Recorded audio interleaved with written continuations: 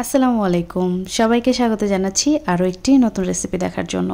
বিয়েবাড়ির থেকেও বেশি স্বাদের চিকেন রোস্ট রেসিপি শেয়ার করব আজ আপনাদের সাথে। যারা মশলা বানানোর ঝামেলার কারণে রোস্ট রান্না করেন না, তারাও খুব সহজে অল্প সময়ে মশলা বানানোর ঝামেলা ছাড়াই ঝটপট এই চিকেন রোস্ট রান্না করতে পারবেন। কথা না বাড়িয়ে তাহলে চলুন মূল রেসিপিতে। রোস্ট রান্না করার জন্য এখানে আমি দুটো সোনালী মুরগি নিয়েছি। একটা মুরগিকে 4 পিস করে নিয়েছি। এরপর সামান্য একটু লবণ আর সামান্য একটু জর্দার রং দিয়ে নিয়েছি। লবণ আর জর্দার রংটা মাংসের গায়ে খুব ভালো মতো মাখিয়ে নিতে হবে। এখানে রংটা টোটালি অপশনাল, আপনি চাইলে এটাকে স্কিপ করতে পারেন, তবে রংটা দিলে রোস্টের কালারটা অনেক বেশি ভালো আসে। এখন আমি সরাসরি ভাজতে চলে যাব। প্যান গরম করে এর মধ্যে প্রায় 1.5 কাপের মতো তেল দিয়ে দিয়েছি। তেলটা হালকা একটু গরম হলে মাংসগুলো দিয়ে দিতে হবে।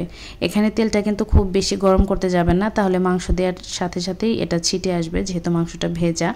চুলার আঁচটাকে হাই হিটে রেখে 4-5 মিনিটের মতো মাংসগুলোকে এপিট ওপিট করে ভেজে নিতে হবে। কোনোভাবে চুলার আঁচ কমিয়ে অনেকটা সময় নিয়ে মাংসগুলোকে ভাজবেন না, এতে করে রোস্টটা খেতে কিন্তু ভালো লাগবে না, মাংসটা শক্ত হয়ে যাবে। আমি এক ব্যাচের মাংসগুলো ভেজে তুলে নিচ্ছি, অপর ব্যাচের মাংসগুলো একইভাবে ভেজে নিব। প্রথম ধাপের মাংসগুলো ভাজা হয়ে গেলে তেলটা কিন্তু প্রচুর গরম থাকে, চুলাটাকে একটু অফ করে রেখে বা একদম কমিয়ে রেখে তেলের টেম্পারেচারটাকে কমিয়ে দ্বিতীয় ব্যাচের মাংসগুলো ভাজতে হবে। সবগুলো মাংস আমি একইভাবে ভেজে নিয়েছি। এখন এর মধ্যে পেঁয়াজ কুচি দিয়ে দিব 1 কাপের মতো। আপনি গ্রেভিটা কতটা পরিমাপে করতে চান তাই বুঝে পেঁয়াজের পরিমাপটা কমিয়ে বা বাড়িয়ে নিতে হবে। কিছু পেঁয়াজ বেরেস্তা আমি তুলে রাখছি, যাতে করে রোস্ট সার্ভ করার সময় আমি উপরে দিতে পারি।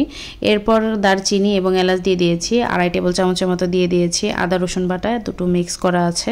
আদা রসুনটাকে খুব ভালো মতো তেলের সাথে ভেজে নিতে হবে। এরপর বাদাম বাটা দিয়ে দিচ্ছি 2 টেবিল চামচ, টক দই দিয়ে দিচ্ছি প্রায় 1.5 চা চামচের মতো। এখানে আমি কাজু বাদাম ব্যবহার করেছি, আপনারা যে কোনো ধরনের বাদাম ব্যবহার করতে পারেন। সব কিছু ভাজা হয়ে গেলে পেঁয়াজ বাটা দিয়ে দিয়েছি 1/2 কাপের মতো, 2 টেবিল চামচ দিয়ে দিচ্ছি টমেটো সস। এখন সবগুলোকে খুব ভালো মতো মিশিয়ে আমি তেলের সাথে রান্না করে নিয়েছি। এরপর সামান্য একটু পানি দিয়ে 3 টেবিল চামচ পরিমাণ দিয়ে দিয়েছি রাঁধুনি রোস্টের মশলা। এখানে আপনারা যে কোনো ব্র্যান্ডেরটা ব্যবহার করতে পারেন, তবে আমার কাছে রাঁধুনি মশলাটাই বেশি ভালো লাগে।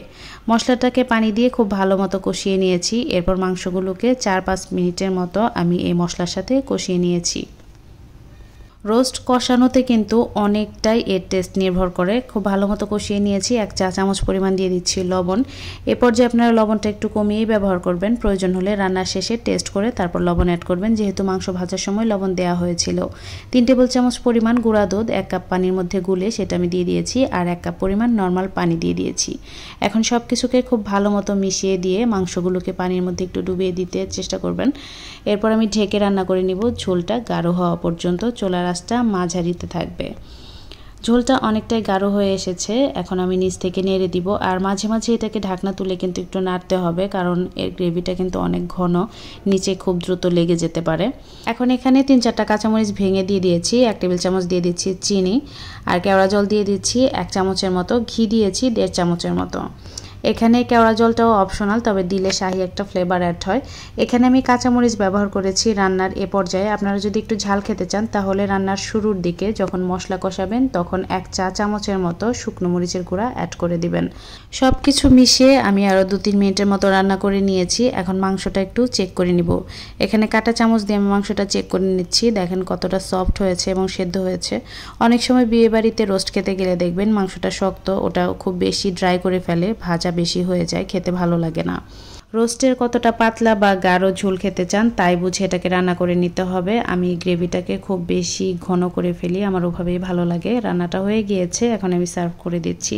সবসময় চেষ্টা করবেন রোস্ট গরম গরম খেতে, এতে করে কিন্তু এর আসল টেস্টটা পাওয়া যাবে। আজকের রোস্টটা আলহামদুলিল্লাহ 100% পারফেক্ট হয়েছিল এবং বিয়েবাড়ির থেকেও বেশি স্বাদের হয়েছিল। আশা করছি রেসিপিটি সবার কাছেই সহজ ও ভালো লেগেছে। এবারে ঈদে অবশ্যই ট্রাই করবেন, আর কেমন হয় কমেন্টে জানাতে কিন্তু ভুলবেন না। সবাই ভালো থাকবেন, আমাদের জন্য দোয়া করবেন। দেখা হবে নতুন কোনো রেসিপি নিয়ে পরবর্তী ভিডিওতে। সে পর্যন্ত এখানেই বিদায় নিচ্ছি। আল্লাহ হাফেজ।